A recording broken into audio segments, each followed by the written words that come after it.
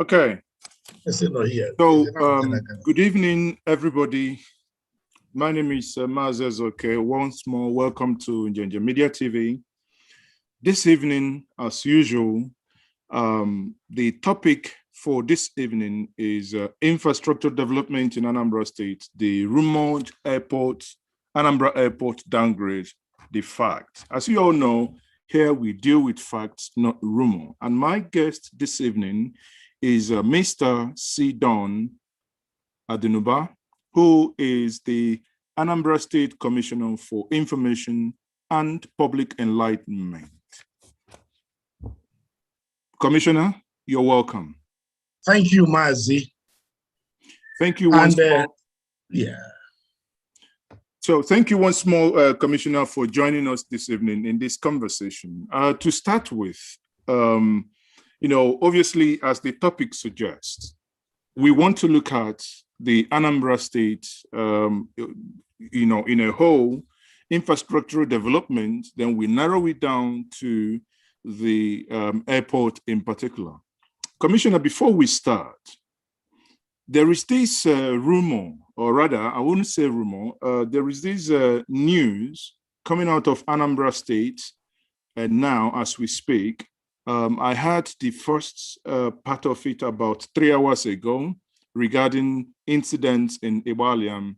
Now, maybe it's an opportunity to clarify to our viewers all over what is happening in Anambra State. We heard that there are a couple of people dead in Ibaliam. Please, is that true? What is happening for our viewers and in the Anambra in particular? Thank you very much. Thank you. First, an apology. This interview was supposed to hold last week on Friday, but unfortunately, it rained so heavily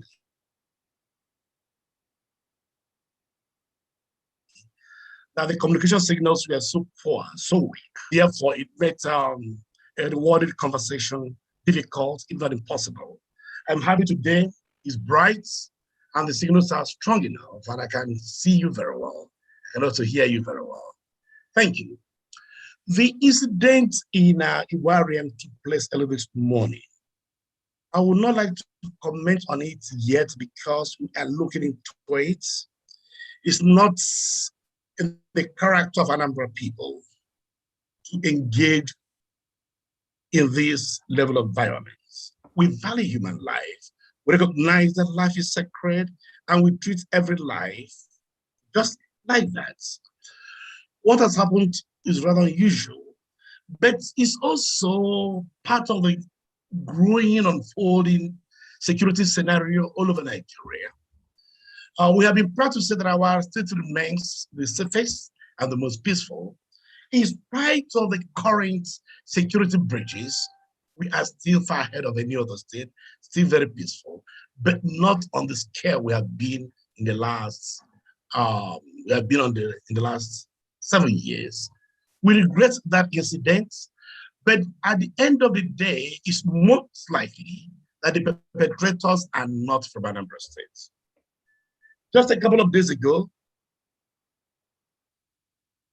up to yesterday, I was watching a video of some people caught for attacking and killing soldiers and policemen in the states, and the ring there confessed that he's from outside the states. So we have a situation where people come from outside, inflict damage, and escape. But my promise to them that each of them will be caught. The 9 people who attacked the former CBN governor, Ugo Masoludo, on March 31st, have all been arrested. Okay, obviously you want to speak with facts and before you make any public pronouncement. We do understand. Absolutely, absolutely. Okay, we do understand that. What it means is that, by your, I put it to you that the incident in Anambra State, we can all say it is not fake news. It is real, but details is what you would probably give us later. Is that correct? No. People were attacked this morning and they were killed. I can confirm that. Okay. We are looking into the matter, and I can bet you we go after the perpetrators. Like in other incidents, they'll be caught, they'll be arrested, they'll be tried, and they'll be made to feel the full weight of the law.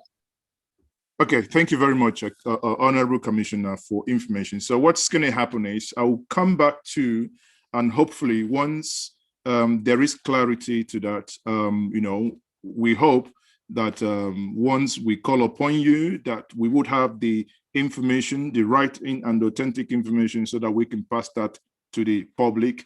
That seemed at this point a little bit jittery, but that's okay. The way you've I'm at your explained service anytime, any day. Thank you very much. Thank you.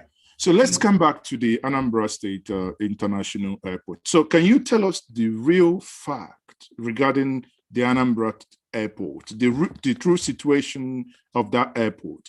Is the airport downgraded as we heard in the news? Well, I've already issued a statement on that. I didn't know as much as I do. It has not been downgraded. And we have no reason to have that kind of fear. Absolutely no reason. If you read the press statements, or rather press statements, the so-called rumor, the reports, it does not meet basic requirements of news reporting. In news reporting, there are basic facts, there are basic requirements that you must meet. Who said what? To whom? When? How? These questions are a matter of common sense. The report does not tell us when, how, where, or we are told from the Minister of Aviation. No, we just wrote our application for approval. The minister has not responded. Therefore, it is wrong to say it's been downgraded. We ask the people who carry this rumor, can we see evidence? And we have no reason to fear anything. The minister has been very, very supportive of this project, and not only the projects in Anambra State, but the rebuilding, remodeling, and upgrading and the modernization of Enugu Airport. He has done incredibly well. We have a very wonderful son of the Anambra State, a great son of Igbo land, who worked with him very closely on that project. Somebody I'm sure you know very well, at least by reputation. Engineer Chris Okoye from Enugu, who is based in Enugu. Fantastic engineer, fantastic Igbo man, absolutely committed. And Chris Okoye was able to achieve the goal which Ohaneze asked him to achieve, go and deliver. He's a very good friend of mine. We speak regularly. He went there, he came out with wonderful notions about the minister. Could have got it better. The minister is also assisting us with the airport project in Anambra with the same zeal, sincerity, and commitment with which he's been working on that of Enugu. And we are very satisfied. Okay, thank you very much, Honorable Commissioner. And the question then is, what is the process of getting this license? Well, there's no point going into detail. What I want to tell you is this. On April 30th, which is Friday this week, the first commercial plane will land at Anambra International Cargo and Passenger Airports at Umueri in Anambra East local government area. One commercial flight is okay, but we might even have two or even three, because individuals of Anambra State who have planes are enthusiastic to land there in solidarity with the government and people of Anambra State for achieving this feat and delivering this airport within 1 year and 3 months is a record anywhere in the world. world-class airports, the most modern in Nigeria, not just not a domestic airport, but an international one, and delivered without owing contractors and without borrowing a kobo, a naira, a dollar, a euro.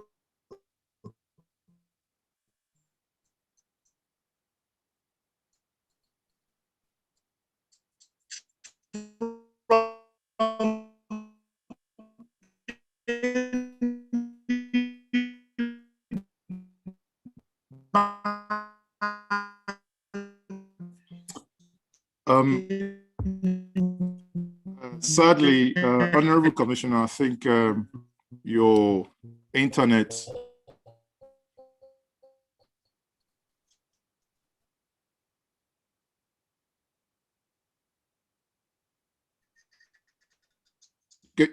Of Anambra International Cargo Airports, a rewarding study in their field. So we can go on and on as we have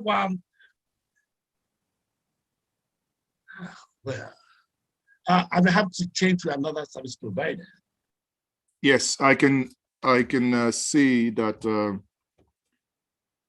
I can see that you know, as it is now, the airport, or rather your signal is a little bit unstable. So we would, okay, you're back on. So if you kindly unmute.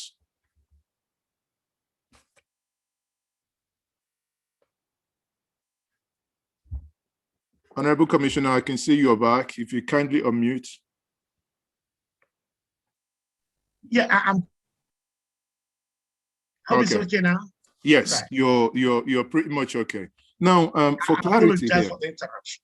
Okay, for clarity here. I mean, you were interrupted for a while, but for clarity here, let's, you know, not engage in any ambiguity. Again, I piggyback on that question that I asked. I said, what were the process that you've undergone in that license? But you said it without going into details. But here, we want to know, the airport is called Anambra International Cargo Airport. Now, we want to know, what license do we, as of today, being the 26th of April, 2021, what license type do we have? Are we? No. First of all, no license yet. Exactly. Thank you. Running. Thank you. We've written an application. Okay. We've written an application. We are waiting a response. So far, we've got maximum cooperation from the Minister of Aviation and from relevant agencies under his supervision. The leadership of the Nigerian Civil Aviation Authority was in Anambra State about a month ago, inspected it, and came out with wonderful sentiments and assessments of the airports. Everything is on course, but we cannot start international operations the very day the airport is commissioned. No. The realistic thing is, you do local flights. Good thing, Anambra indigenes are very prominent in the aviation industry in the country. So those of them that are willing to start, maybe 1 flight a day, maybe 2 flights, maybe 3 flights in a week. So it is a business decision. You do local flights and then regional, going to Ghana, Cote d'Ivoire, Senegal, wherever. And of course, international. And maybe with time to London, to Dubai, to China. That's how it is done. Yes. Okay, so I mean, it's good for that clarity. That was what I was actually driving to. So the application has been done, and once now, if we say by Friday, the first plane is going to land there, and that plane that will land, there is no, I wouldn't say authorization, but they're not. I mean, they just basically for test flight, right? So the question it's authorized. It's authorized. Okay. So You it's can't so, just take off in Nigerian airspace without the appropriate authorities permitting you. No, you can't do that. okay. So they are Yes. authorized. Are they being authorized as cargo or passengers? No, please. Whether cargo, passenger, is both. Okay. Tamumbakwe Airport in Owerri is a cargo and passenger airport. So our own is both. Travelers like you and me will be landing there. I'll be taking off from there, as well as our goods. We emphasize cargo because our people are very strong in buying and selling business. We import perhaps more than any other states in Nigeria. So those of us who want to import from China, from wherever, and who want to export, don't forget we are a major exporter of Ogo, bitter leaf, etc. to Europe, to the United States. So we can take our planes from here in Anambra, fly direct to New York, Atlanta, Texas, where you have a lot of our people, and of course to London and other places. So the test landing we are doing on Friday is to assess our facilities. Are there areas for adjustments? Are there areas for improvements? So we see, okay, the pilots, other people, what have you seen? How is it coming this way, that way? That's all. As I've said, one plane is okay, but in solidarity, the people of Anambra State may give us 2 or even 3. These people are very, very happy and they're enthusiastic, very proud to say they're from Anambra State. Thank you very much. And that is very, very, it is very gratifying to know that that is going to happen. But people will still want to know, after the flight on Friday, the test flight on Friday, what next? When is flight going to officially, or rather when? No. Nobody can tell you that now. First, if there are errors or areas for improvement that detect, they tell you, then you make the necessary adjustments. Then you go into negotiations with the NCCA, the Nigerian Civil Aviation Authority, and of course the Ministry of Aviation. As we are doing it, then after that, you discuss with airline operators. APs for sure, that's the dominant airline in Nigeria, happily belongs to a worthy son of Anambra State, who has been so supportive, whose 1 or 2 planes will be landing on Friday. Already, the staircase, the facility for coming out of the plane has already landed, is already at Umwe in anticipation of the first commercial planes landing on Friday. So you negotiate. The people themselves will do some study, some research. It is a business decision. Even though the chairman of APC from Anambra State, and he dominates the airspace in Nigeria right now, he himself also has some challenges. His operations are affected by COVID-19. Throughout last year, his planes couldn't go for the regular maintenance check called C-check. So today, many of them are in Europe conducting C-check. And because many airlines in the world couldn't do it last year because of COVID and the restrictions, so his own planes are in queue. So by the time he brings more, he can now take a very good decision. Okay, we are coming to Anambra once a week, or once a day, or twice. What kind of planes? Small ones, big ones, 737 or Embraer 95E, for example. Or so. And don't forget, another son of Anambra State, Obiora Okonkwo, is also into the airline business. And he has the United Nigeria Airways. He himself could be interested. So it's a business decision. Nobody can stay here right now and give you dates. No, it's not realistic. Okay, so I put it this way, out of excitement. Now on Friday, everything goes well.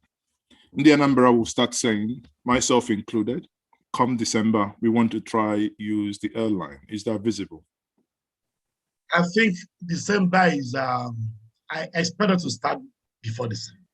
Okay. I expect it to start before December. So if everything goes well, we will be expecting to use the airline for passenger services before. And for cargo. Oh yes. Okay. Oh yeah. Okay. Now, when we say cargo, it's good for people to understand this. We have facilities at the airport that can accommodate the biggest commercial planes in the world. Not in Africa, not in West Africa, not in Nigeria. So that airport, that runway can take Airbus 380, A380. Well, not just one, two can even land at the same time. Now, the runway is 3.7 kilometers. You now have two recesses, each of them measuring 1 kilometer. In other words, if you add the two recesses to 3.7 kilometer runway, by the way, only Murtala Muhammad International Airport in Lagos has a longer runway than our own. It's only 3.9. Ours is 3.9, 3.7. But if you add the extra 2 kilometers we've done, that would bring our own to 5.7. And that makes it the airport with the longest runway in the whole of Africa. So now we are ready. We are ready to do international business from day one. This is a purpose-built airport to conduct international global operations. There are a lot of other things we're going to talk about. Our tower is 11 stories, and no tower like it anywhere in Africa. I can tell you that very proudly. We have built the most modern and the most ambitious airport in Nigeria. And this is phase one. So we haven't stopped. We are continuing. Can I also add here that we admit we are not the first states to build an airport in Nigeria. The first state is Imo Abia, old Imo, now Imo Abia. Second state, Delta, one in Asaba. Third state, Akwa Ibom. Fourth state, Bayelsa. But there is a huge difference between these 4 airports and our own. These are domestic airports. Our own is international. That's a fundamental difference. Of course, there are some other differences, but I don't have to go into them. But if you do, why not? Our own airport is the only airport in the whole of Nigeria with GSP satellite landing system. That means you can land at any time of the day, morning, evening, night, 2 a.m., 3 a.m., whether there is public power supply or not, what we call in Nigeria, NEPA. Whether NEPA takes light or not, use the Nigerian language, we don't care. You can land safely because we have installed the most modern and the most sophisticated technology for that. That's and I can tell you this, please go to bank with this, tell anyone that our firefighting machines, our fire trucks are the most modern in the whole world. The most modern in the whole world. Are the fire equipment already there? The fire service equipment already there, or are they being placed on orders? I'm going to show you. I'm going to give you some photographs as we are talking. I will show you, please. Yeah. You look at what you have done there. You'll be proud to say, I am from Anambra State. Very proud. And to think this has been delivered in only 15 months. Tell me what has happened in Africa. 15 months, and we are not owing the contractors, and we did not borrow a kobo from any bank anywhere in the world. Honorable Commissioner, thank you very much for those explanations. Obviously, listening to you, it sounds very exciting, and I believe it is indeed exciting to know that my state of Anambra is the first to, in record time, build such an airport. However, now, as we say in Nigeria, in Pidgin English parlance, we say, good soup, na money maker. What is the cost of all this? How much is that airport costing in Anambra? Very soon, I will tell you. It's a bit difficult. I must be very honest with you to say that right now, difficult, because things keep on changing. For example, there's something we built only one, which is a standard thing. When the NCA people came here a month ago, they said, no, you have to do another one, because this is, to use the Nigerian language, an ultra-modern airport. So don't do one like any other airport in Nigeria. Do something extraordinary. It wasn't there in the original plan, and we started doing it. So a lot of things we keep on adding. We keep on adding, changing, adjusting, just to meet global standards. Global standards. So when you're ready to accommodate 380, Airbus 380A, and you're ready to accommodate Boeing 787, and so on and so forth, you get ready. And that's what we're doing. We don't want to do the routine thing, what everybody has been doing. If we do it, then what is the difference between us as Anambra State, as the light of the nation, and the rest of the country? No. So, Honorable Commissioner, what you're saying is, as in this conversation, you are not able to tell us how much that airport is costing. Nobody can even tell it. No, nobody can. Money has kept on going. I mean, we have kept on spending and spending. It's growing. And every time there is always a suggestion for an adjustment. For example, we wanted to get some 3 fire trucks, 3 regular ones, which you find in any city in the US. But at the end of the day, we now opted for the most modern, straight from Germany. That's it. And of course, that means changing costs. Yeah. Okay, so in the course of this conversation, I obviously did some research, and I found out in one of the articles in the Sun newspapers online, and there was a provision of 5.8 billion in the 2011 budget to enable the ongoing development of Anambra International Cargo Airport. That is on 1 year. Now, in another document, last year, not this year, but go ahead. Yeah, well, they said is the 5.8 in the 2021 budget. Now, in another document, I found out we have 2020, 2021, 2023, 6 billion naira each, as projection. So if I put the 3 figures together over 3 years, we are coming together to about 18 billion. Now, are these information? No, it's more than that. But let me say this. Please, this is a project costed. The payment is in naira, but it's executed in dollars. By the time we began, the value of the naira was much higher than it is today. In the autonomous market, the naira is exchanging for almost 500 naira to $1. So if you did your projections last year or 2 years ago, based on the prevailing rates, exchange rates of about 300 naira to $1, and today it's about 500, you must adjust. These are the facts we must face.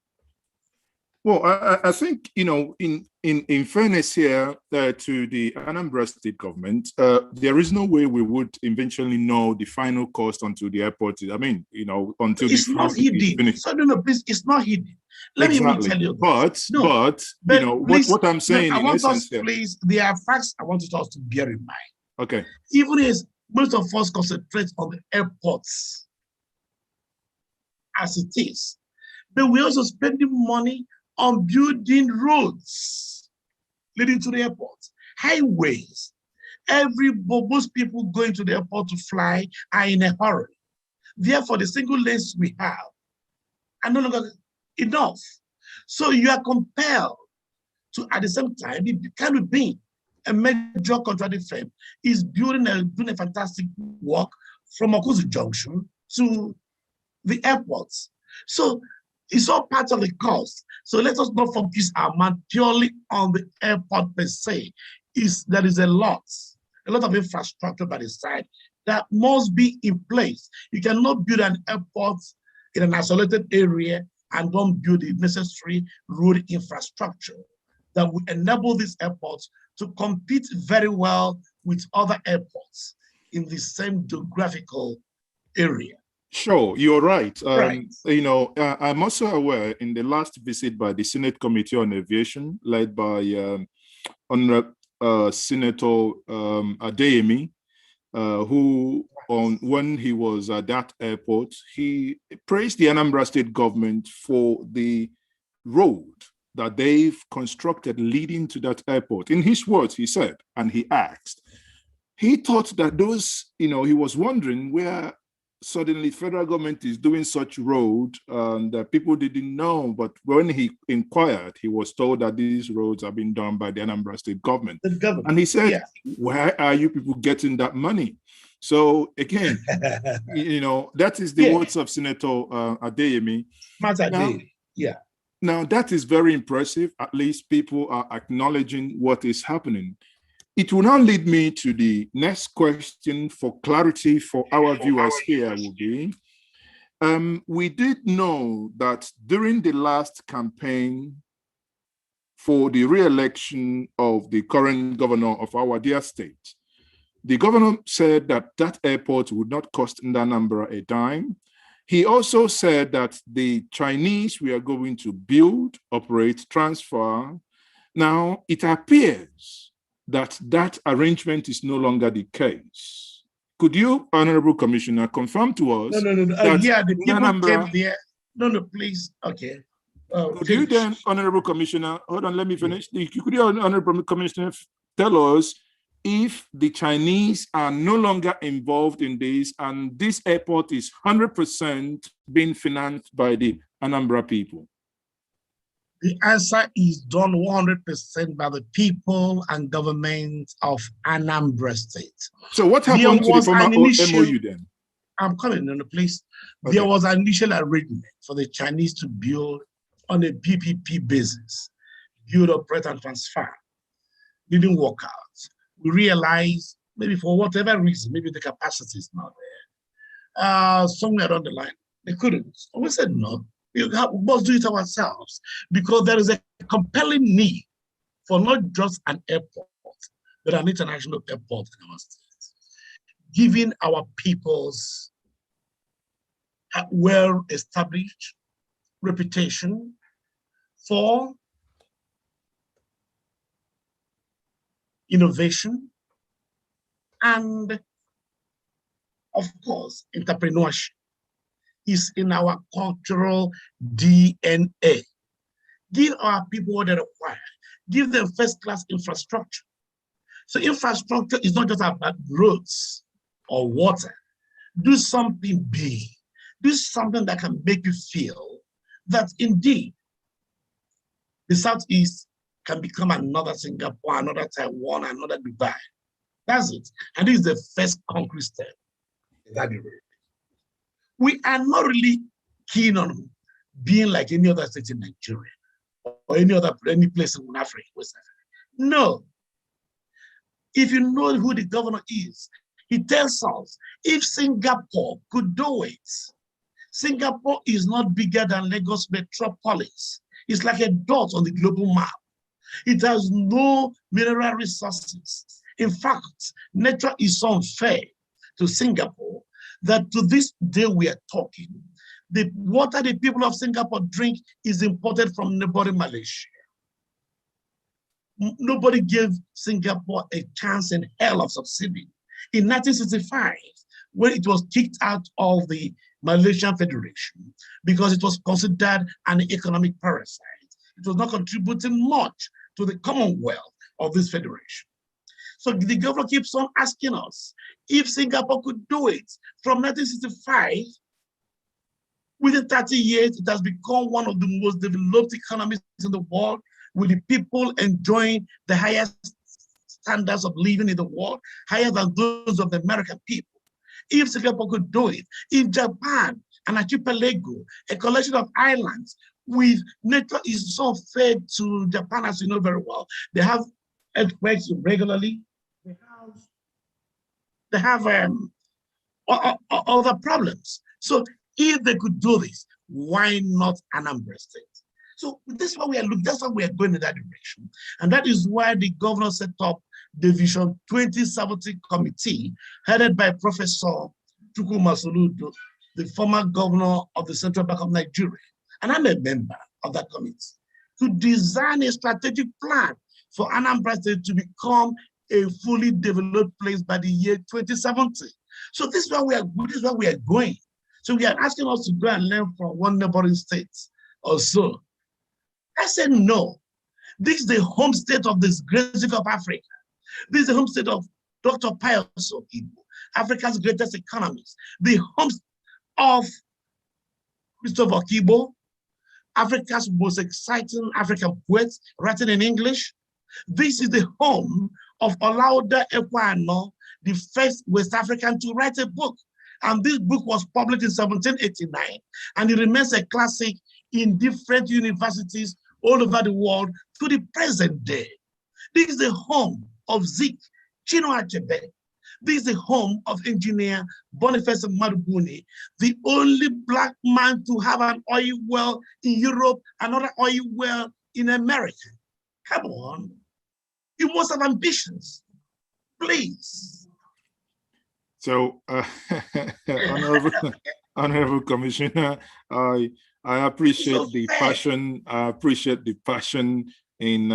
I can see that. I mean, the things happening in the state, and you know, before I move on, again, you know, I can read the comment of people both online and those in this Zoom, and it appears that the answer you gave on the cost of that airport is not entirely sitting well with the people. I clarify this, Honorable Commissioner.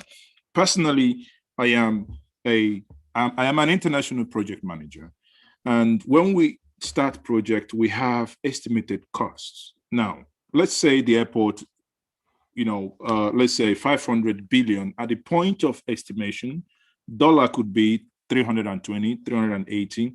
Now, when we start a project, we might run into that at some point, dollar, you know, averaged about 480, 500. At some point, that dollar could average 600.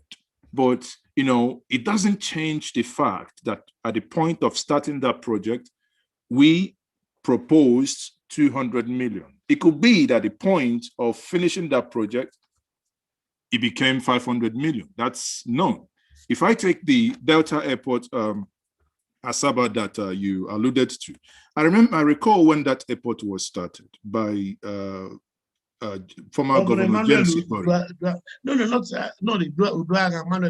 No, it started by James Ibori before Emmanuel Ubrala continued. Okay. So I remember that you know, it started with something like 5 billion. Eventually, it climbed. You know, and you know, if one is not being cynical, one must understand that such a project that has to do with international trade, you know, where foreign exchange is used, because I know, like you mentioned, Engineer Chris Okoye before, when I speak to him, for instance, on the Enugu International Airport, on the runway lightning, I know that those instruments are coming from Germany. By the time they placed the initial order, exchange rate might have been around 480 to €1. But as of today, the exchange rate to euro is closing 600. So there is never a time it's going to be the same amount that was planned initially. The question is, you know, Ndanambra would want to know an idea. What was it that was budgeted for that airport? The final cost we are not demanding because we cannot demand for something that has not finished. Oh, sorry, Honorable Commissioner, I think mistakenly you were muted. Can you quickly, sorry, can you unmute? Yes, you've been unmuted now. Please, it is the right of every Anambra person, in fact, every Nigerian, to demand the cost and how much has been spent. It is their right and nobody can deny them this right. If any government wants to hide the expenditure, that government has something to hide. We don't have that problem. The only difficulty I'm having here is that I don't have the figures as we are talking. If I don't know we're going to have this case, I would have got the figures. Especially as of today, because the figures keep on changing. That's the point I'm making. It's contained in our budget and it's a public document. So if you give me maybe the next up to tomorrow, I'll give you the figures, the amount spent as of today. But I can bet you for 8 hours. With the way things are going at a terrific speed, the amount is again change. You know, it keeps on changing. Of course, the amount will change, but from my from my findings, which you know, if time permits, I might 2021, 5 billion last year, 2020. That's not a big deal. Then you can say 6.5, have 11 billion plus other amounts. But I want to know exactly what it is. If I look at the budget document that I saw, which was done by I think the Budget IT, Anambra State did.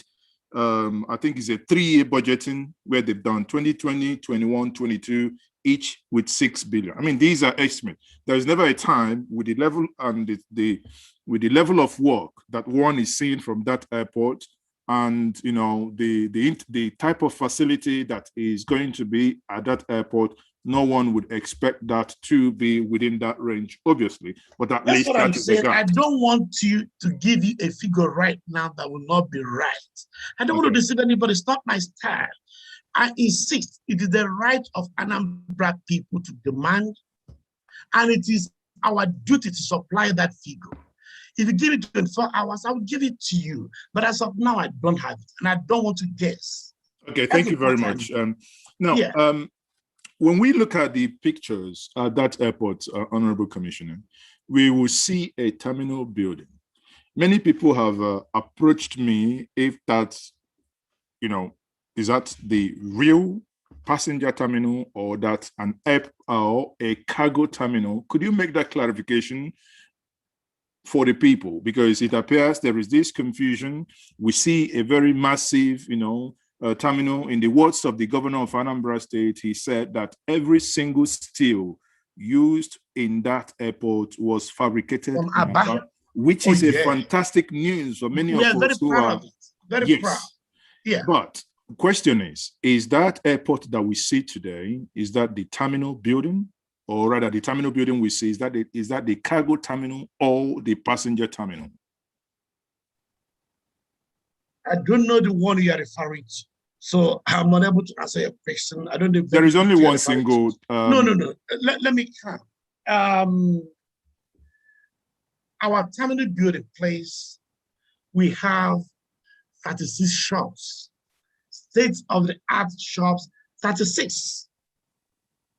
I'm not sure there's any port in Nigeria today that has up to that. No, not the one in Abuja, not the one in Ikeja. Not MMM1. So it means what we see then with those shops are the passenger terminal. See, these are, no, please. The photograph don't always reveal to you what they are. But there has not been one single individual, including aviation professionals that have been there, that doesn't have great words of commendation for that project. So if it is something, I don't know the picture you're referring to, maybe taking from a certain angle, and you make a pronouncement on the basis of that, that's not the right thing to do. So I don't know the picture you're referring to. There are so many pictures flying over, and there are some pictures some people took maybe 4 months ago. They go about telling you, oh, that is the current state of the airport. In fact, up to 6 weeks ago, Some people were bringing almost a forest to say, oh, this is the current state of the airports. We're in an election year. So people are doing all manner of stuff. What matters for me is we have a date with history starting on Friday this week, April 30th. Can we please be forward-looking? What are the implications? How can this airport help the people of Anambra State? Many of them are natural entrepreneurs. How do we commercialize facilities at the airport? People call me from the US, from France, from the UK. They would like to get some shops there. They have a lot of business ideas. This is what we should be talking about. As I've told you, our ambition is to compete with the Southeast Asian nations. How do we get this thing? That's what matters. You just don't be bogged down by what some funny critics say. Because we're in an election year, they believe they must run down the states in order for the people of Anambra to listen to them. They're not succeeding. And we are not interested in politics. I'm being honest with you, I'm not a politician. I'm a professional, a technocrat in government, here to serve my people so that we move to the next level. Obviously, Honorable Commissioner, we appreciate that. Now, putting on back again my cap as a project manager here, and I would want to know, looking at what we call in project management WBS, work breakdown structure. If I look at the timeline of what is going to be delivered when, then I would tempted to ask once more for your clarification. Probably if the information is not there, that's also fine. When do we reckon that the terminal will be finished? As I've told you, what we are doing now is phase one. From phase one, it moves to phase two. The terminal is a bit difficult to say. One is having the structure, the civil engineering part ready. The second aspect is equipping it with the appropriate facilities. So it comes in stages. The airport is not being commissioned today, not next week, in the next couple of months. And we are working 24 hours a day, morning, night. This is one project I can tell you that COVID did not affect at all. We began the project in January last year. By March, we had the pandemic, a worldwide episode, restrictions, and yet we worked 24 hours a day. We've not rested. The governor has not slept. The governor calls me at odd hours, 3 a.m., 7 a.m. He calls me again the same day. I've advised him many times, please, you are not getting younger. Governor, go and sleep. I've told him, if you call me again by 2, call me again by 4, repeat by 7, I won't take this call. Not because I'm disobeying you, because I want you to rest. Please. Thank you very much. Go, okay? Okay. I mean, we work with passion in Anambra State. We are not an oil producing state. You know that very well. We are landlocked. We have no airports. We have to work 3-4 times harder than the other states. And we have told them, we are not in competition with them. We remain the first state to pay salaries before the end of any month. As I'm talking to you, yesterday was 25th, I got my salary. And every pensioner in Anambra State, I repeat, no exception, every pensioner has got his pension. Every worker in Anambra State has got his pay for the month of April. And today is 26th. Honorable Commissioner, the question to you then will be, how is Anambra able to do what other states appear incapable to do? Prudent management. And I'm going to give you 2 instances. On August 31st last year, budgets, an NGO funded by Bill and Melinda Gates Foundation, declared Anambra State and Rivers the 2 states with the best fiscal responsibility index in the whole country. 31st August 2020. Rivers State was able to make it because it's the oil capital of Nigeria. The LNG Shell, Halliburton, everybody is there. And they pay them. Anambra, not even one huge industry. And yet, we made it. Only 2 of us. Now, on August 1st, last year, the National Bureau of Statistics published the latest figure on unemployment rates in Nigeria. Anambra State has the best employment rate. Our rate is 13.1%. The national average is 27.1%. In other words, even if you double the unemployment figure in Anambra State, it is still lower than the national average. And why do I talk about employment figure? Because for most economists in the world, the most important indicator of the performance of any economy is the employment rates. In other words, what the National Bureau of Statistics, a federal government agency, has done is to tell the whole world that of all the governors in Nigeria, plus the minister of the Federal Capital Territory, Abuja, that Governor Willie Obiano and the people of Anambra State have managed their economy better than that of any other state. These are facts by an independent body composed of experts. I've told you the verdicts of the biggest foundation. So how do we do it? Prudence. I can tell you this, every commissioner in every other state in Nigeria drives a big SUV. In Anambra, it's not so. In fact, my official vehicle was bought in 2016. No, 2014. I'm the 4th commissioner to drive it. The 4th commissioner to drive it, and that's how we do it. These big vehicles others have, we don't have. We probably don't earn their salaries. We probably don't have the allowances. We are not envying them. What matters to me is my conscience, my God, the verdict of history. Thank you very much. I think the black man must make it. Thank you very much. It's good to, we've been here for over 45 minutes now. You see how time flies. It's good to hear about all these things. Now, it will be, I wouldn't let you go without finding the following information. Obviously, you are the go-to man when it concerns information in the dear state of Anambra. I would want to now know, Honorable Commissioner, there was this video making round on the illegal refinery in Obalu area of Anambra State. I found out that the company is called Sterling Exploration and Energy Producing Company, SIPCO. A Chinese friend, yeah. SIPCO, based in Lagos. Yeah. And initially, when people confronted me with that video, if we are aware of what is happening, and I reached out, I found out that the governor is also aware that that firm operates. Question is, for the viewers and for the Anambra who may not be aware, the video was it was an amateur video recorded at some discovery done.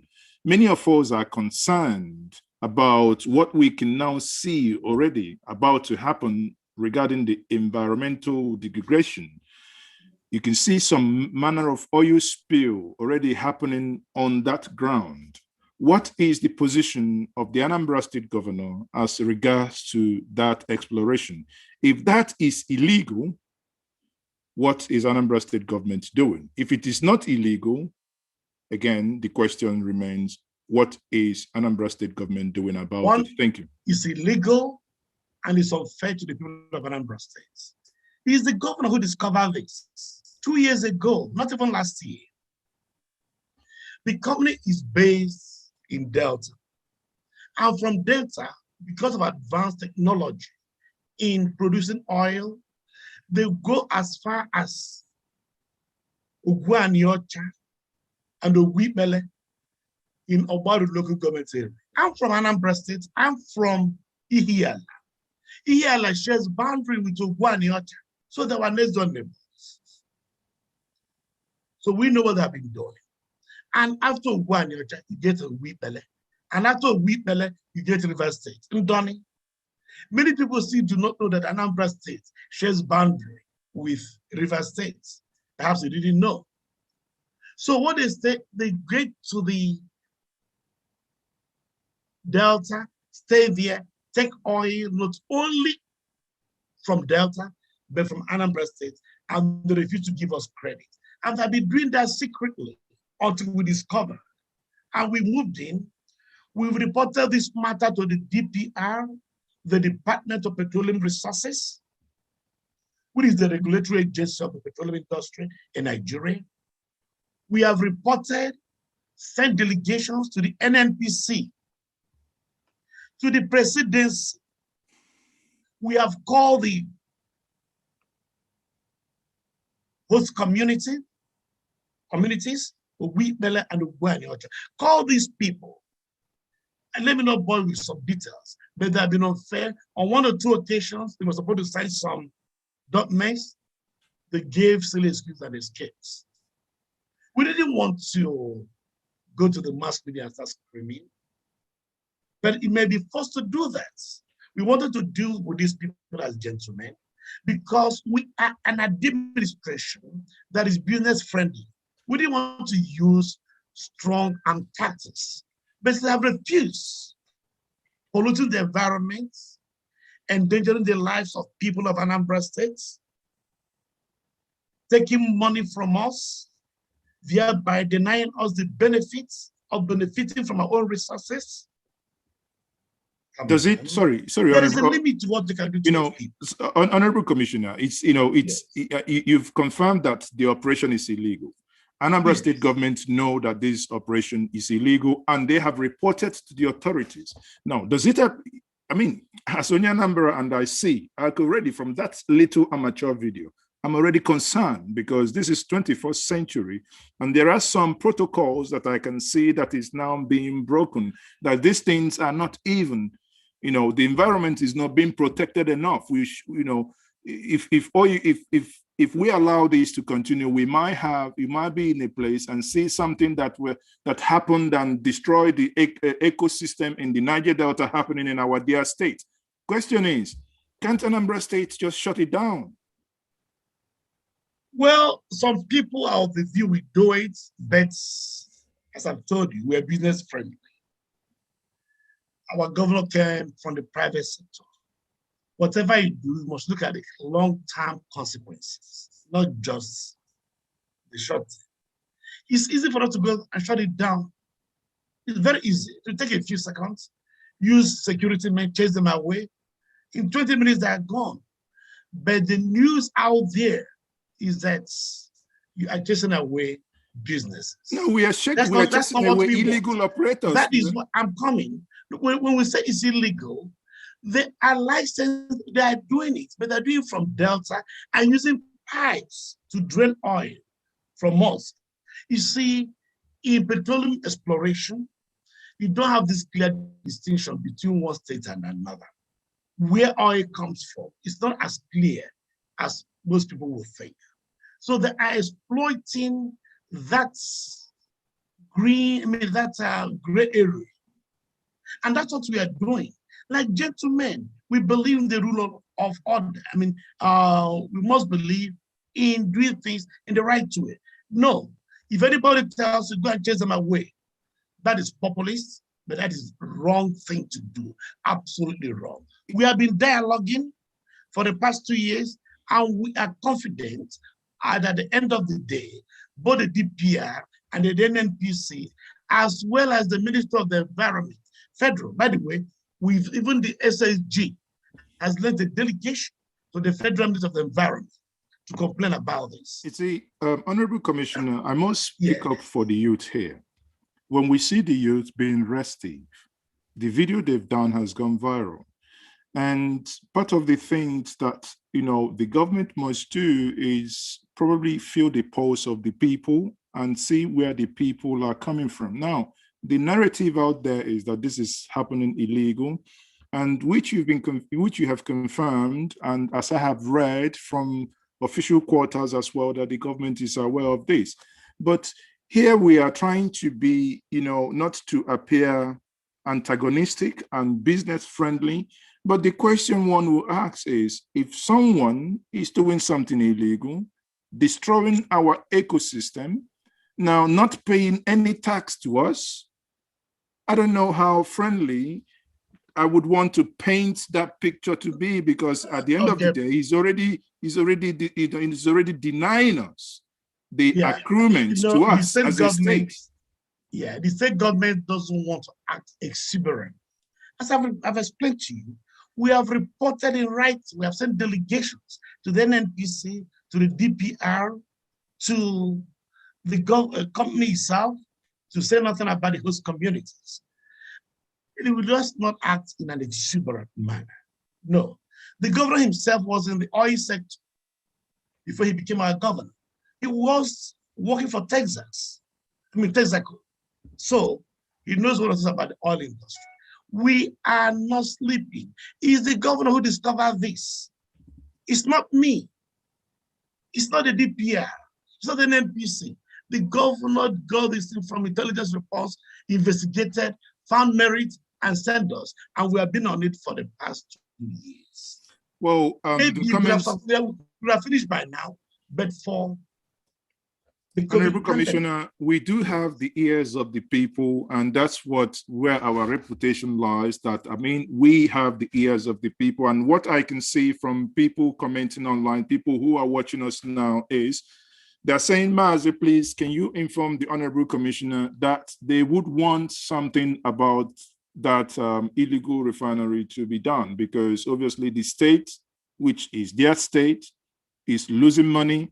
And again, probably offline, if if the state, probably because the state is wanting to appear business friendly, maybe the media might do the job that the state, if the state doesn't want to do it, we can expose them.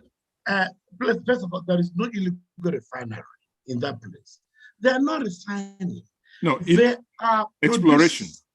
Yeah, they are, well, they've gone beyond it. Okay, honestly, the main is production. They are producing, taking oil, though with their gas, and giving the credits to Delta states, which is not right. About the environmental degradation, I should feel it more than you. I'm from Ihiela. I'm not just from Ihiela. My own village shares boundary with Ogbu and Nyocha, this place. So if they destroy the environment, I will feel it right there in my home, right there in the village. So in this case, I am a double stakeholder. We are not sleeping. We are on it. There are a lot of things I cannot be saying in public, but with these people know we're engaging them. We're even going to courts. We're exploring everything civilized, decent. We are doing just that. We don't want militancy. It's not our style. No, militancy is not the way to go. No government will encourage a militant response. Okay, thank you very much, Honorable Commissioner. We will be wrapping up shortly, and we've been on this conversation for the last 1 hour. How time flies. It's always good, and it's good to interface and listen to you. Honorable Commissioner, maybe it's an opportunity now for you to tell us, beyond the airports, discarding the issue of the illegal oil mining in Anambra State, the security that we can see in Anambra State. I mean, many of us stayed December, January, February, we're in Anambra State, everywhere, very safe. Now, what are other things happening in Anambra State that you might want to share with the world watching us now? Sorry, I lost you for a few seconds. Can you hear me very well? Yes, I can hear you, Honorable Commissioner. Yeah, what is going on? Well, you probably know that we have established our reputation as the most competitive state in Nigeria. Just last week, Queen of the Rosary College, QRC Onitsha, won the first prize in a major international competition organized by the University of Delaware in the United States. Number one, and don't forget, the same school, QRC, in 2016, won the first position in a national competition organized by the Federal Ministry of Education in the junior secondary school category. The same year, the same competition, Loreto Special Science Secondary School at Adasinu in Anyocha local government area won the first prize in the senior secondary school category. So Anambra, first prize senior, Anambra, first prize junior. Primary school, Clement Okondo of Central School, Abagan, won the first prize. So it's Anambra all the way. Where do I start? Where do I stop? We've done it.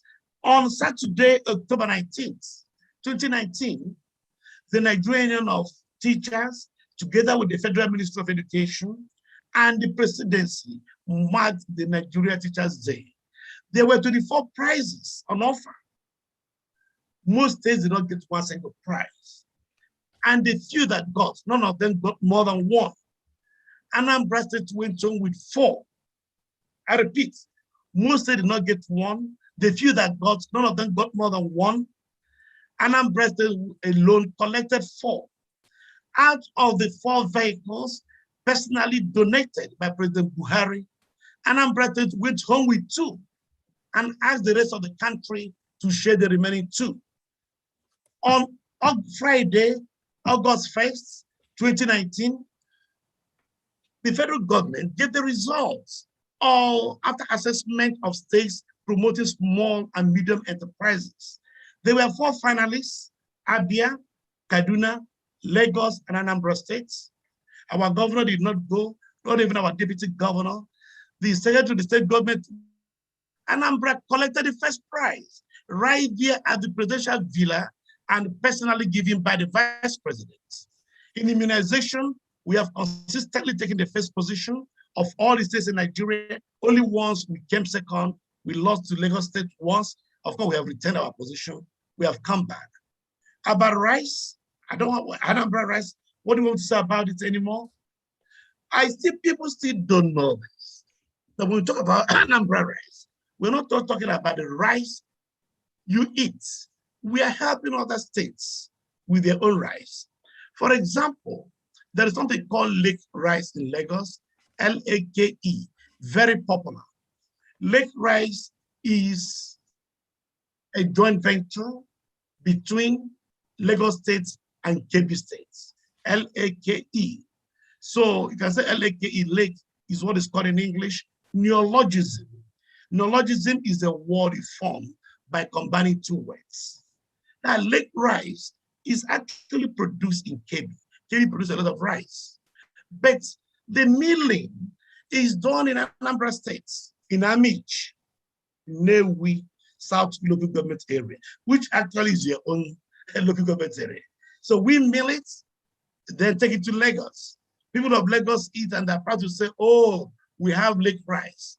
Most people don't recognize that Anambra State plays a critical role in the value chain. It is because of this that on Wednesday, October 2nd, 2019, when Kochari's commission is milled at Iwariam in Anambra East local government area, that the governor of Kebbi State insisted on coming with the governor of the Central Bank of Nigeria to see if they can bring more rice to the Anambra State. We assist them to mill the rice because we meet to global standards. When I say we're the most competitive, and I mean it, there were records out there. In health, look at what we did with COVID. We began the fight against COVID before the UK. The record is there, and I'll give you evidence. We began before the US. We began before any country in Africa. I am proud of this. I can now refer you, please Google Anambra advises citizens to stop going to China. Check, it began the campaign on January 27 last year. It was the very day the American president, then Donald Trump, was being briefed. As was being briefed, Anambra State in motion the machinery for the campaign. And that is why the impact of COVID is minimal in Anambra State. We visited all 63 major markets in Anambra State, and I led it personally, engaging. When we got to New Tires Market at Ball, the people were so impressed. They told us this is the first time in their history they have seen a government coming to them, not to ask for money, not to ask for votes, but for them to behave in a way that they will be healthy, that they will be alive. At the end of the day, instead of giving me money, I rejected it, but they said no. But they made a case.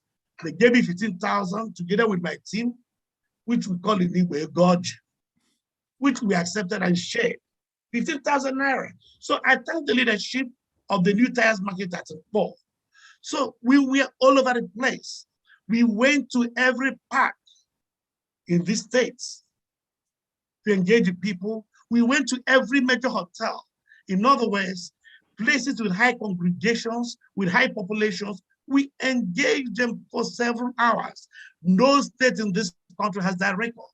And I challenge any state, even the federal government, to show us their record. Because of what we did, non-pharmaceutical measures, whereby our people got ready for COVID. And people thought Anambra State would be consumed because of the huge markets we have. 63 of them always filled to capacity. You could not even move. We thought, because everybody must touch you, that anytime COVID came to Anambra, all of us would be dead. It didn't happen. We had our own COVID on, the index case was on Good Friday last year, which we managed very well. And don't forget, by the way, that we are the only people in the whole world that has a record of changing the status of a COVID patient within 4 days. We did it. Oh, what? Which what? Please, yeah, our first index case was on April 10th last year, Good Friday. Within 4 days, it's all over. That a delegation came from the WHO and the Nigerian Center for Disease Control. They came there after talking to our people. Let me quote the Director General on Saturday, August 18th at Aguleri. He said, I am truly stunned at the amazing competence and dedication of these professionals from Anambra State, unquote. Mark the date, Saturday, August 18th last year. You can ask, make investigations, you can call the Director General. But what was it that they did? Was any medication developed by Anambra State used, or just that they were dedicated and the individuals survived? No, we didn't have any special drug, but the way we treated it, and led by the way personally by the head commissioner, who is a fantastic professional. The governor had to take him all the way from the US, where he was working as a first-class emergency physician, to come to here to lead the charge, and he did a brilliant. Thank you very much. Sorry, you know, it's. I believe. Remember what I asked you to do. Please Google Anambra advising citizens. I'm aware. I'm already. Please Google it. I'm already aware of that, sir. Yeah, so we began, as I've told you, before the US, before the UK, before any government in Africa, and here are the results. Okay, if so any state government has our record, please. Honorable Commissioner, we will be rounding up. I would, it would be unfair for those who have joined us in this conversation if I finish this without giving them the opportunity. But again, please, if you're going to ask questions, I would not allow for more than 1 minute, because we've had cases where, it becomes an issue. Someone says it doesn't allow enough time. If you cannot ask your question within a minute, then we shouldn't let that happen. But before I take questions, Honorable Commissioner, we know that Anambra State, perhaps the only state that warehouses an indigenous car manufacturing company in Nigeria, which is a pride and something that they must be proud of. However, do we, as Anambra government, is there anything like a state policy in terms of localizing probably the vehicle acquisition in Anambra? That one can say, okay, Anambra has 10% of its fleet from locally manufactured, or rather from a local company here. Is there any policy like that? Is your car, by the way, is the car you said you are using, is it made in the state, or is it a foreign-made car? What I'm using is a Toyota Hilux made in Japan. I've told you it was bought in 2014. It was bought in but it could have been an IVM anyway. No, I'm coming. I'm happy that the chairman of Innocent proudly tells the whole world the Anambra State government is the #1 customer it has. We are very proud of it. Look at all these vehicles we supply to our security agencies. Over 95% are from Innocent. We are so proud of Innocent that the governor has personally written a letter to the president, and this was 5 weeks ago, asking him to give the highest national honor to Innocent, and to give another one like that to the chairman of APs is well publicized, the governor's letter to the president. So we don't patronize these two individuals. We are going to say, please make these people feel accomplished, make them feel desired so that they can compete. But our argument is very, excuse me, I'm not finished. Okay. Please, our argument is simple. If you can give GCEON to Dangote, if you can go GCEON to Mike Adenuga, why not to Innocent? Why not to the chairman of APs? Without APs, the Nigerian aviation industry would have been in a total mess. True. This man is investing billions of dollars into this, not to make money, but to create jobs for our people. So why would he give it the highest honor? This is our understanding of how we have got to work with Anambra State. And by the way, please also note that Innocent is not the only Anambra person in the automobile business. A worthy of indigenous of Anambra State, Cosmas Madoka, the chairman of Costaris, has the franchise of a number of vehicles, including Ford. He is a huge investor in the States. He is a major supporter of what we are doing, our industrialization policy. Therefore, we are morally bound to support him so it doesn't go out of business. I am proud to let you know that the other vehicle, the governor bought, the other one, I'm the fourth commissioner. The brand new one I have is Ford, supplied to us by Costaris, yeah. What is son of Anambra State? So whatever we do, we look at the strategic. I do understand that, but my question again, in conclusion, is, Honorable Commissioner, is there any policy underpinning it? Because why I am aware. Absolutely, yes. But I said, while you are doing it, there are also other people who are also stakeholders in the development of the states. We are proud, as I told you, we're not just buying. We are going to recommend, give this man the highest honor, and we publicize it. The governor personally wrote this letter, gave it to me to publicize, and I did that. It's available online. Okay. So thank you. Thank you very much. You see, the reason why I didn't mention Costaris is I know not that I'm against importation. I know what he does in this state. I have been to his farm. I have personally been to his farm and covered his farm. Very massive farm, kilometers. And recently, I am also aware of the artificial dam that he has created. Yeah. Pumping water in there. I mean, it is mind-blowing that in the next couple of weeks we'll be publishing a video on that. That is mind-blowing. Of course, that I know. You're helping me to do my job. Thank you very much for that. Okay, so it might be a time that we'll start charging you. That's my duty, helping me to do it. So I owe you a bottle of a keg of palm wine.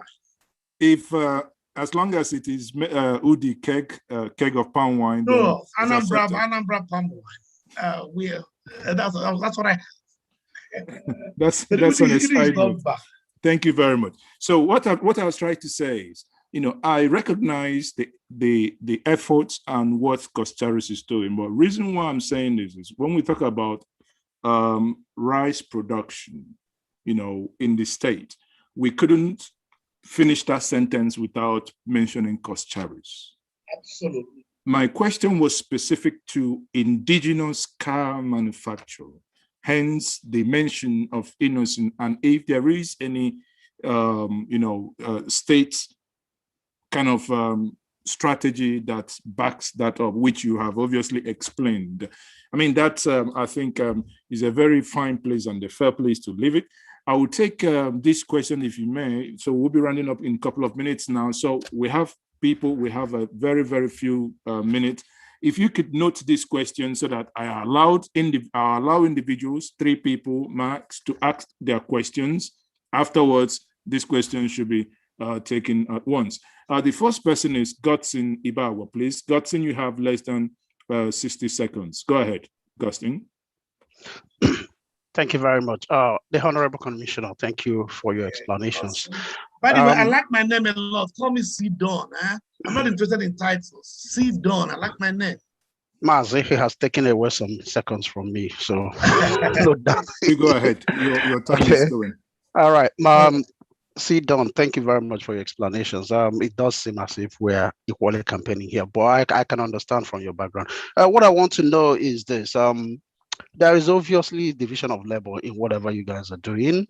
A project team is made up of so many chapters. I expect that there should be a team that should have been consulting and discussing with our operators in the industry, so that by the time this airport is going to be ready, they should have known the flights, they should have known the operators, they should have known the countries or operators that will be flying that route by now. That is how projects are managed overseas. I know this is Nigeria, but I was expecting that from you when you were explaining all this. But all the information you gave here, we are like, you don't know. I know some of them you may not want to make it public, but I expected that by now we should have known when there will be national flights. By now we should have known when there will be regional flights. By now we should have known when there will be international flights. Whether it is by getting a license or not, we should have known all this. Thank you very much. Extra time. I'm sorry. Let me answer it. I'm sorry. The question is not correct. I have been in the aviation industry. I've been on the board of an airline. It doesn't work that way. I'm sorry. The assumptions are completely incorrect. Okay. By your own standards. Sorry. This is not by my own standards. I talk to you on this matter with authority. It's not, we are still building, and by now you would have known when you're not in control of a lot of, even the operators themselves are having challenges worldwide. The aviation industry is not doing well because of COVID. You are still going to constrain facilities at the airport, and you would have known when international flights would have started, which airline is not possible. Okay, thank you. Quickly, Mazi Okoye, quickly your question. Yes, thank you. Thank you, Tochukwu. Sit down. Thank you very much. Brother. Yeah, you're not talking. I share in your optimism for Anambra State. In fact, the way you speak makes me want to jump on the plane tomorrow and fly back. I never returned to England. My question is, there is a problem with erosion in the state. Erosion. If we have to build the Malaysia of Africa, we need a place to build it. As of 2013, according to some studies, 70% of the land in the state are affected by erosion of one form or another. What is the government doing about this? Thank you very much. I love this question. Sorry, before you answer that question, let me take the last one so that you do justice to them. Please, Mazi, would you mind giving us 5 more minutes, please? I don't mind 10 more. I don't even mind. It's fine, but let me take the next question so that you can. 1 hour, please. Discussing Anambra is something I love. Give us the next 1 hour. I am ready. It's Please. fine, but we've done 1 hour, 30 minutes already. So, Wow. Umene Diego, please, can you ask your next, can you take your question, Umene Diego? Thank you very much, Honorable Commissioner, and the rest of us here. Go ahead. Oh, sorry. Okay, sit down. Yeah. Like the last speaker said, I also share your optimism in Anambra. What you just told us is that you want Anambra to compete with Dubai, Taiwan, Singapore. That's a very tall dream.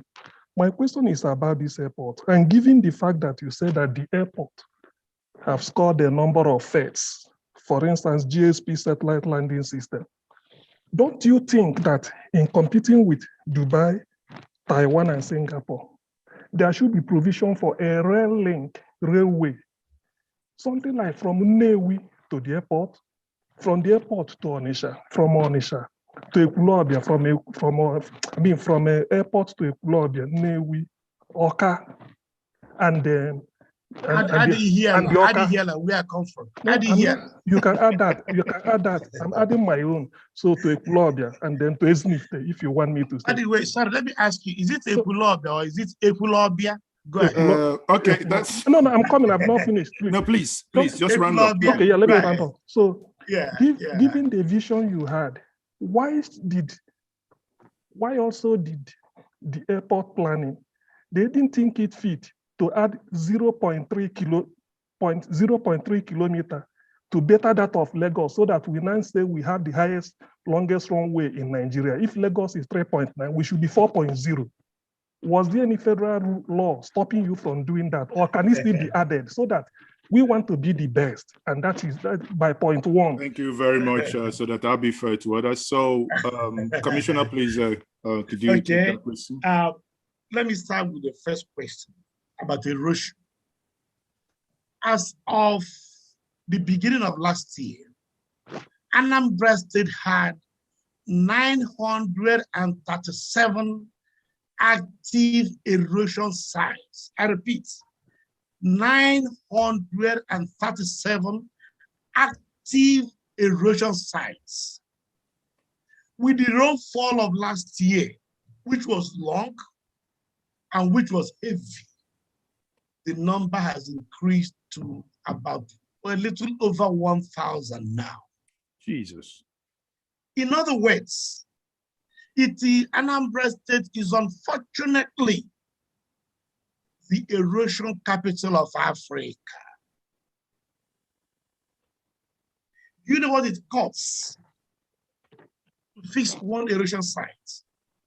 I will just give you one example. There is the famous 100-foot road in Nnewi. It cost the people of Anambra State almost 4 billion naira to fix one last year. Almost 4 billion to fix one road, one 100-foot road in Nnewi, destroyed by erosion. We had another one in on it. We fixed. That one cost almost 3 billion. I've just forgotten the name of the street. And if you give me a few minutes, I'll get you the name. And you're having 1,000, and the rest are almost here. It's not something any state government can handle. So we have been appealing to the federal government, and we've been appealing to the international community. But there are certain things we can do, basic things. What the people can help us do, you know, our people service are not always the best. You will see people build houses, blocking flood channels. We had to knock down one through the Fiscal Planning Board in Nnewi. 4 weeks ago, somebody would deliberately build a very big house on a flood channel, and we insist on bribing low cadre officials. The other things we do are not right. Something as simple as what we do. Pouring rubbish, wastes into the drainage, our drainages. You see regularly. It's a Nigerian thing, not regulated Anambra State. But let me tell you something before we go ahead. What we've done as a state government,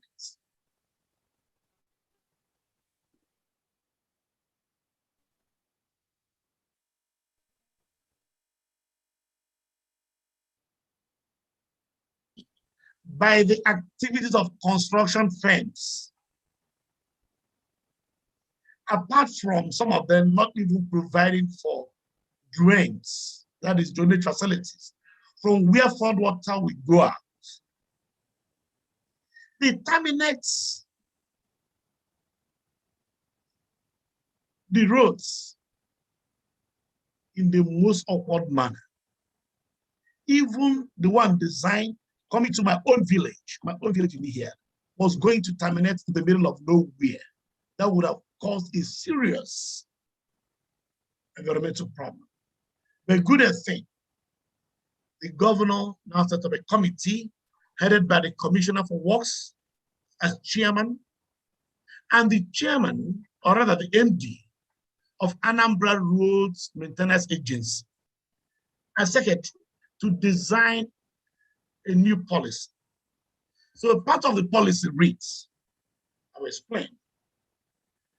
Do not stop the process of evacuating flood anywhere. You must evacuate flood. Either you must make it get to a river or a lake or a stream, the nearest one. You must get there. That's a natural way. So it must get there. Don't stop it anywhere you like. Or if there is an existing drainage system, you can ensure that the new road you're building, that the flood from there enters the new drain, the existing drain. But the existing drain must be big and strong enough to accommodate the new flood or the flood coming from the new road. This is our new policy. It is costing us a lot of money, but it's worth it. Because the roads before that were going to be built with less than 10 million, and I believe with 12 million. You must get to where you have what I may call a natural evacuation point. You must get to a river or a lake or a stream or a rivulet where the water flow, where the flood move into. If the one done in my village, it cost us, we have to build for the next, for 2 more kilometers. Yeah, but it's better. It means the road will last. It means the environment will not be polluted.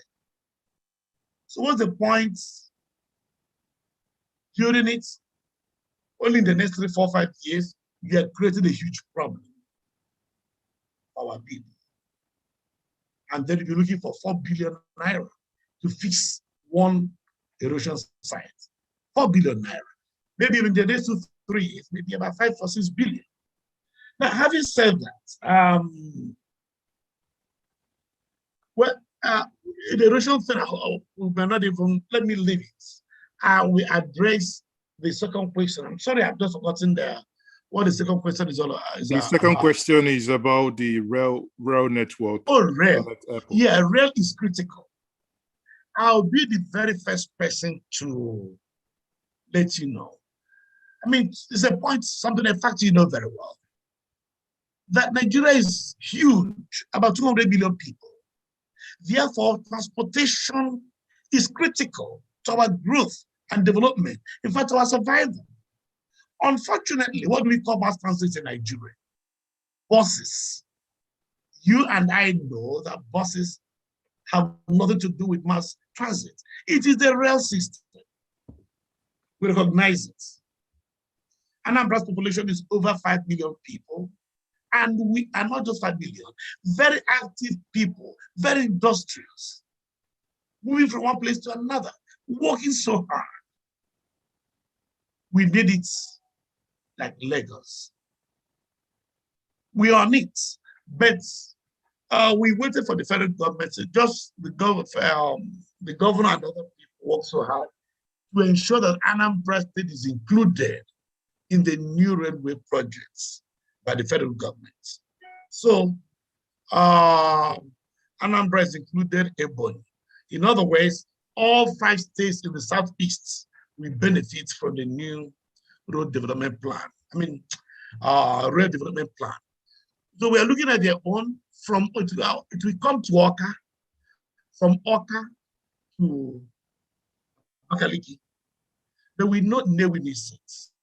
We know Onitsha needs seats.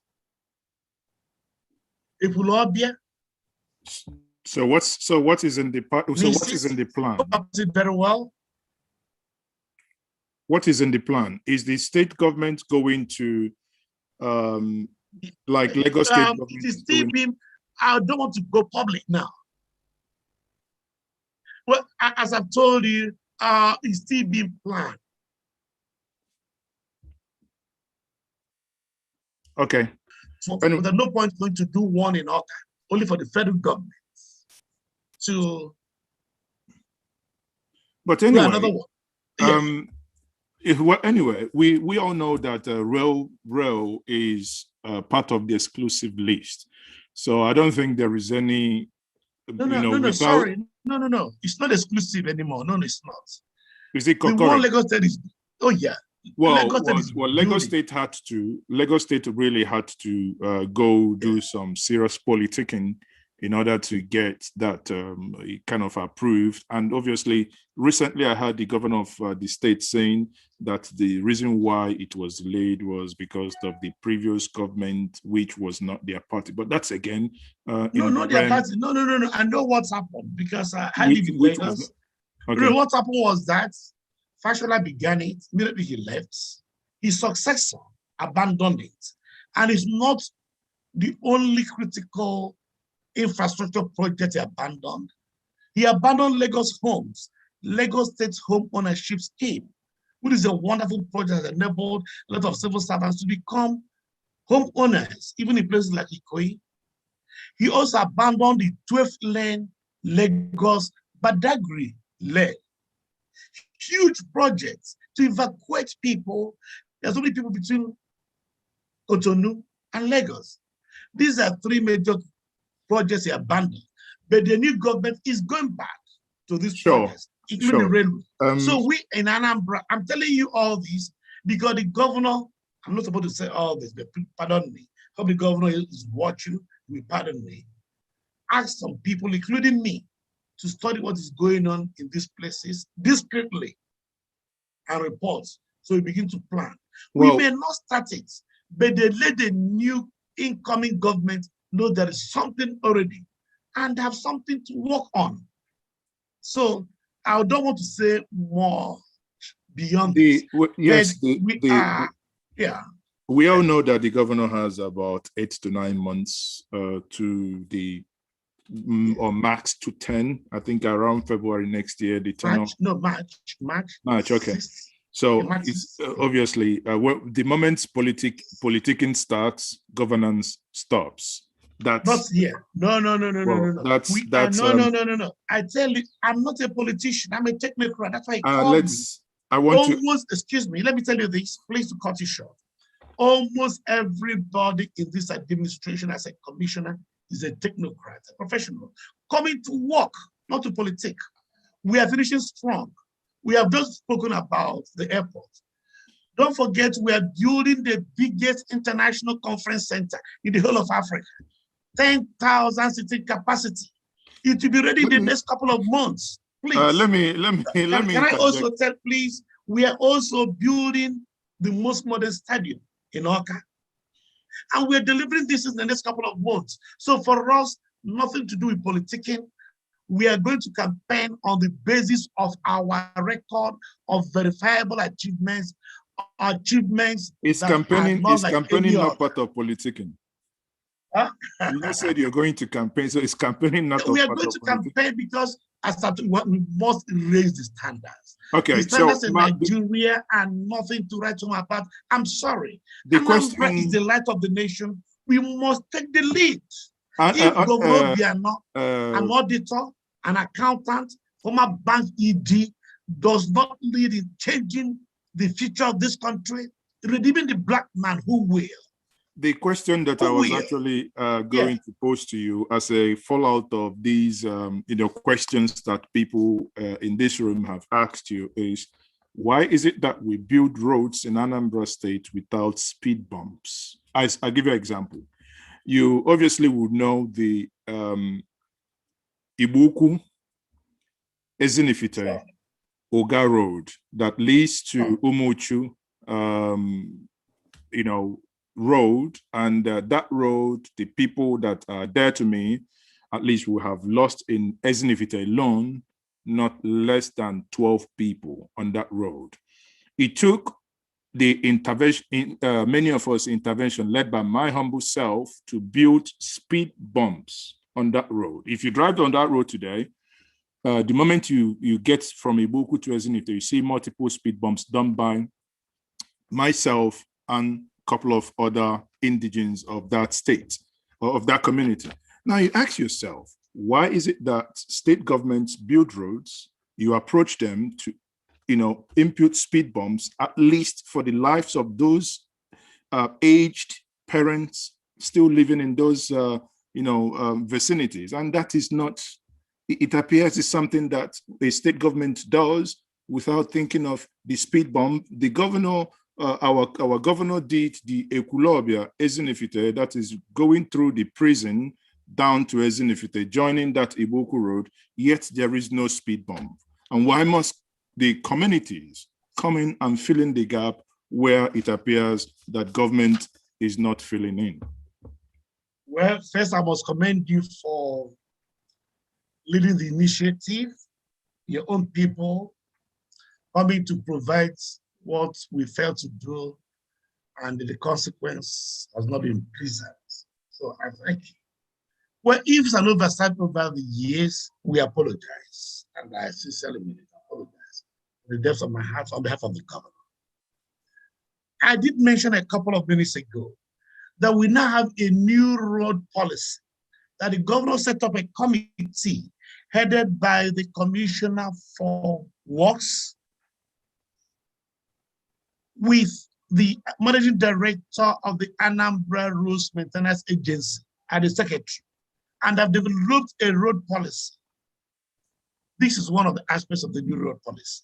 I mentioned another one the other time, because that was the one we're discussing. That is to say, what we are going to do to prevent erosion in Anambra State. And I did admit that one of the causes of the soil erosion in the state is the activity of construction firms. These firms have been building without regard to the proper way of evacuating flood water. So the point I'm making is simple. What you have said now is contained in the new road policy. It's a pity it was developed in 2019. The following year, instead of publicizing it, we had COVID and other matters. So COVID has actually been a game changer for the worse, but we are grappling with it. Yeah, we know that you are concerned. We're addressing it, and we thank you for your initiative. And okay, thank you very much. So on that note, I would say, Honorable Commissioner, you say you prefer to be called C-Don. Yes, I like that. Okay, Honorable Commissioner C-Don. No, just C-Don. Forget Commissioner, forget Honorable. Okay, thank you very much for joining this conversation this evening. And I think, in fairness, I think Umene Jego is still raising up his hand as an exception. I'll ask him to unmute, and maybe he's not satisfied entirely with some of the questions you provided. That's why he's coming back. Umene Jego, take. Yeah, just briefly, C-Don. My question was, because I know you said we are going to compete with Singapore, Dubai, and Taiwan. There is nowhere you have an international airport, the type you've envisaged, the type that is always the best in Nigeria, this and that, without provision, even if it's not Willie Obiano that will do it. I'm asking you, are there no provision for a rail link that we get into the airport? This is not federal government project. Anambra can put it in their plan that Whatever it is, there should be a rail link for somebody from Nnewi straight to airport, Oka straight to airport, through rail, Onisha straight to the airport, because these are businessmen. When you get to the airport, you fly, immediately you get out. Like in Amsterdam, you can connect any part of Europe from Amsterdam by rail. In UK here, there's a rail to Heathrow. Even in Newcastle, near close to me, I come back to my county Durham with rail. So an airport, the type we envisage, and for us to compete with Singapore and Dubai, there must be a provision, even if we won't do it. Please tell them they should make a plan that there should be a rail link. Rail is the best way to get to the airport. Thank you very much, Diego. I think that's a fine place to leave it. You can respond to that, then call it a day. Well, I thought I had addressed that query. Maybe I did not mention the airport specifically, but I said we are about to start developing a plan and policy on rail. That I'm one of the few people the governor sent to see what is going on in Lagos. That as many as I wouldn't like to talk so much in public yet. Let us finish what we are doing and then inform the governor, and we dialogue before we go public. But already, I thought I spoke so much about the parity, the criticality of the railway system in mass transportation, given Nigeria's population of 200 million people, and our people using buses as a mass transit is the railway. And they cannot talk of railway anywhere without thinking of an international airport. It's a matter of time to be done. Maybe not by this government, but we're already thinking about it, for which reason I one of them was sent to Lagos to understand what's going on there. Yeah. Okay, thank you very much. Thank you for the conversation this evening, and thank you for all the answers given to the questions thrown at you. It's been a pleasure to have you, and close to 2 hours now, we've been discussing infrastructural development in Anambra State. And with me today to that discussion, again, it's a privilege to have you here. That is the Commissioner for Information and Public Enlightenment, Anambra State. Again, once more, Mr. C. Don Adinuba, thank you very much for your time. It's a pleasure. Thank you very much. Anytime, any day, I'm at your service. And I must thank you for helping me to do my job. Okay, that's a very fine place to